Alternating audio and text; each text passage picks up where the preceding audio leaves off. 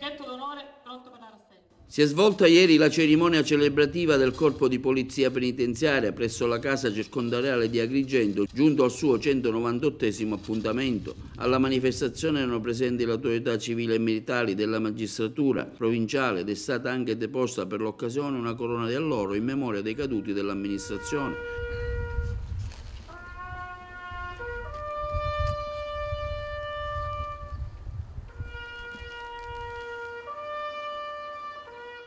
Tra gli interventi quelli del prefetto di Agrigento Nicola Diomede, del provveditore regionale dell'amministrazione penitenziaria Maurizio Veneziano e del direttore della Casa Circondariale di Agrigento Angelo Belfiore.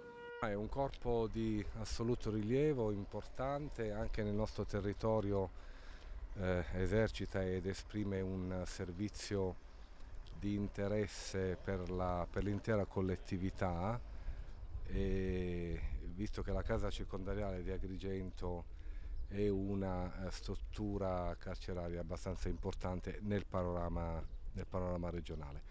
Quindi il piacere di partecipare a questa manifestazione proprio per sottolineare anche l'importante ruolo che il Corpo della Polizia Penitenziaria svolge per la comunità di Agrigento. Tanta specializzazione, tanta professionalità, tanta competenza.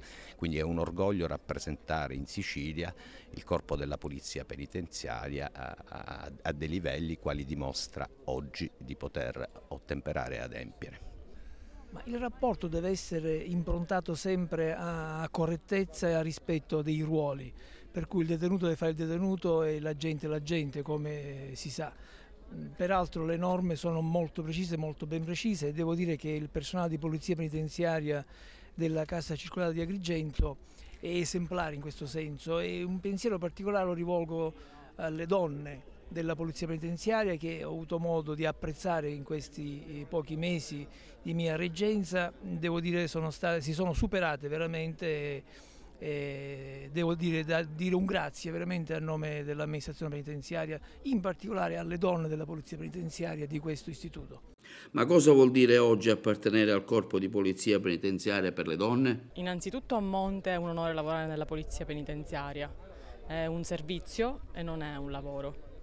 Noi rendiamo un servizio al paese e renderlo da donna è probabilmente più complesso, ma non per questo più difficile, perché come è stato detto anche oggi negli interventi le donne probabilmente apportano qualcosa che gli uomini non danno e che contribuiscono a completare la resa del servizio.